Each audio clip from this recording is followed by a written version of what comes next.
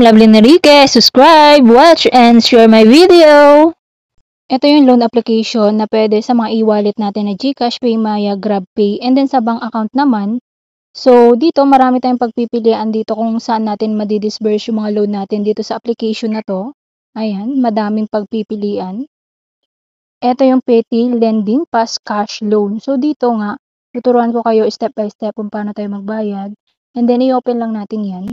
And then dito may 4,956 pesos tayo na repayment today. So, tatry natin magbayad dito or magbabayad pala tayo kasi due date na. So, tap natin itong repay now. And then, bill list. And then, dapat naka-check po yan. So, ito yung details. So, ayan, GCash natin na-receive. Total days, 127. So, nag-loan tayo ng April 25, 2025.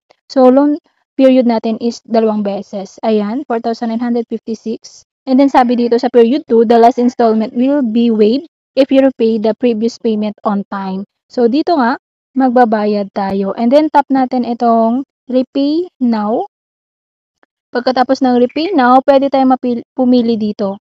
Repayment method natin is QR code, GCash, PayMaya, Shopee, PBDO, Pay, GrabPay, BPI, Landbank, Cebuana Wallet. And then sa e-wallet naman, so dito, sa e-wallet, mag-enter po tayo ng biller name, amount, ayan.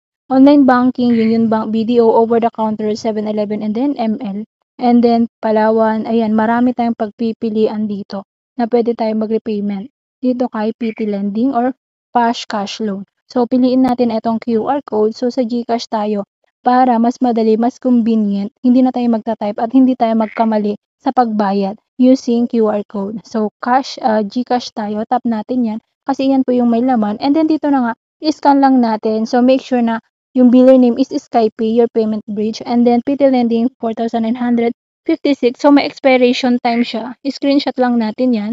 And then, may contract number naman dyan. Ayan, 2, 4, 6, 8, 10, 12, 13 na contract number and then yung amount. And then dito naman, may repayment guidelines naman tayo dito. Open. So, mag-login lang tayo kung anong napili nating e-wallet.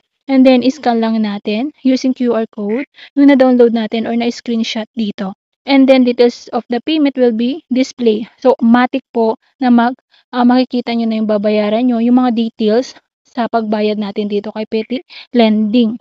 Wala na tayong ita-type o enter kapag QR code yung ginamit natin. So, you will receive a successful payment notification from us. So, try natin magbayad or magbabayad tayo sa GCash. So, tuturo ko sa inyo kung paano.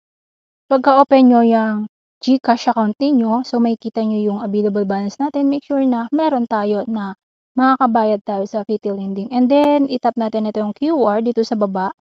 Pagkatapos po ng QR, upload QR po tayo.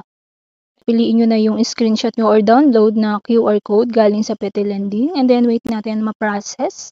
Ma-scan yung ating QR code. And then, payment ang nakalagay sa taas. Wait natin mag-process. And then, dapat Skypay yung nakalagay dyan kasi yun yung nakalagay sa Petty Lending natin na nag-generate tayo ng QR code doon sa app na yun. And then, make sure na may available balance kayo na makakabayad talaga kayo. And then, you are about to pay amount due, 4,956, tama. And then, wala tayong discount voucher. And then, pay, 4,956. Tap natin yan. Wait natin ma-process. And then, ito nga, nakalagay dito, borrow now, get the cash in 10 minutes. Your current borrowing limit is 4,200. Same lang po dati ng first time ko na nag-loan dito is 4,200.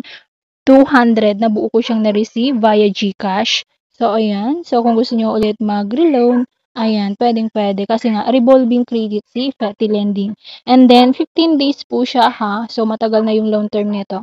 Maganda rin po ito. Mababa lang po yung interest ni Petty Lending. Faster, safer, and more convenient. So, ganun lang. Stay safe and healthy. God bless po. Bye-bye.